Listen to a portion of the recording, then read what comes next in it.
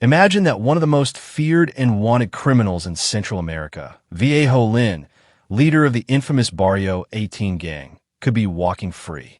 Right now, the stories about his capture and the torture he suffered in prison are terrifying. But what if all that weren't the end? With rumors that he's been seen on the streets today, the intrigue and mystery grow. What really happened to Viejo Lin? Is he dead or still alive? Stay until the end of the video and find out. Before starting, leave your registration with the like button and subscribe to our stories. They'll surely catch you. Now, activate the bell so we can get started. The Barrio 18 gang, also known as Calle 18, is one of the most numerous gangs in the Western Hemisphere, comparable in many ways to its better-known rival, the Mara Salvatrucha MS-13. Although the gang has cells in Central America, the gang is operating from Central America. Even Canada has been greatly weakened in El Salvador after an aggressive campaign launched by President Nayib Bukele since March 2022, during which Salvadoran security forces imprisoned more than 10,000 alleged members of Barrio 18 who remain at large. They went underground. Barrio 18 is a criminal threat to the region, but with thousands of members scattered throughout Central America and the United States. Barrio 18 emerged as a street gang in Los Angeles. Although some accounts place its origins in the late 1950s, the gang began to adopt its current form in the 1980s when it split from the Clanton 14 gang. It gained particular notoriety for its role in the Los Angeles riots, following the acquittal of the police officers who brutally beat African-American Ernest King. In the early days, the group's many cells, known as cliques, were the exclusive purview of Mexican immigrants in Southern California and dominated neighborhoods like MacArthur Park in the Korean section of downtown Los Angeles. However, when other Latino nationalities joined the immigrant population, Barrio 18 began recruiting members of different backgrounds, a change that would facilitate the group's expansion into other countries, especially Central America. In the late 1990s, a task force from the Federal Bureau of Investigation and local authorities arrested some of the most prominent leaders of Barrio 18. But that didn't affect the gang as much as it gave them another base from which to operate and recruit new members. Federal prisons remained in place, despite efforts to isolate the leaders. Gang members from their contacts abroad and from their imprisoned comrades, Barrio 18 gang members like Francisco Martinez, alias Poppet, devised ways to continue directing their criminal activities from prison. Some Barrio 18 members also joined the Mexican Mafia, a fearsome prison gang that united Southern California street gangs into a single, powerful confederation known as the Serenos. Outside prison, street gangs fight inside and form a single structure under the direction of the Mafia. The Barrio 18 expanded southward into Mexico and Central America, primarily due to a change in immigration policies in the mid-1990s, which expanded the number of criminal charges for which a foreign-born resident could be deported to their country of origin. The new policy was aggressively applied to gangs. From California, where there were many gang members without U.S. citizenship, deportations generated a sudden influx of Barrio 18 gang members and other groups to Central American countries and Mexico, which brought with it increased violence and crime in the late 1990s. Starting with El Salvador, Central American governments began passing stricter laws to criminalize even gang association. These policies, collectively called mano dura, heavy-handed, produced mass arrests of gang members that inadvertently fueled the growth of gangs by concentrating their members in prisons, which led them to reorganize and regroup on the streets. Barrio 18 ventured into drug dealing and extortion with the increase in profits. The gang also began laundering money through small businesses, such as car washes around 2005. Internal conflicts led to the division of Barrio 18 into two factions, the Revolutionaries and the Serenos. The two remain at odds and fight with the same bitterness with which they confront the MS-13, their historic enemy and the largest street gang in Central America. The gang gained greater power in El Salvador, Guatemala, and Honduras, where it was able to take advantage of the weak governments and widespread social exclusion to expand into poor urban areas. In those areas, Barrio 18 began to extort in Athos became more evident in March 2012 when Barrio leaders and their rival from the MS-13 gangs took advantage of a national truce brokered by a government delegate and the Catholic Church.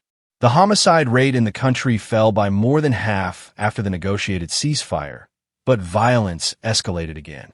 The truce failed.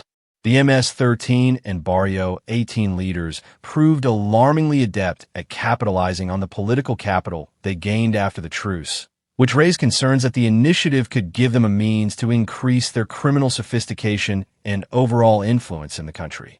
Adding to these concerns, extortion and disappearances allegedly continued to rise in El Salvador throughout the truce. Homicides resumed their rise in mid-2013, peaking in 2015 before returning to a downward trend. A radical drop in El Salvador's homicide rate starting in 2019 put the country's gangs back on the radar, although government representatives attributed the decline to their national security plan. Multiple media reports spoke of an informal pact between sectors of the Salvadoran government and imprisoned gang leaders, according to which the latter would reduce murders in exchange for better prison conditions. This period of relative peace in El Salvador was shattered when several members of Barrio 18 and the MS-13 gang committed 46 homicides in a bloody three-day campaign in November 2021, followed by the indiscriminate massacre of 92 people, including civilians, buyers, sellers, and bus passengers in March 2021. In 2022, Barrio 18 was quick to distance itself from the massacre, which was interpreted as a visible attempt to send a message to the government. Enraged by the rampant violence, the government responded with the most extensive war on gangs in the country's history. It arrested tens of thousands of suspected gang members during a state of emergency declared in March 2022 and which remains in effect in November 2023. This offensive has decimated Barrio 18's rank-and-file gang members and forced thousands into exile for the first time in decades. The gang has lost control of key territories and criminal economies in areas where it previously exercised strict control. In November 2022, Honduran President Xiomara Castro attempted to replicate Bukele's offensive by declaring a state of emergency to address the rise in gangs. But these measures have not made a dent in gang activities, and the ranks of Barrio 18 remain intact in Honduras. The hierarchy of Barrio 18, at the top, are the palabreros, most of whom are incarcerated in the prison system. They coordinate all criminal activities.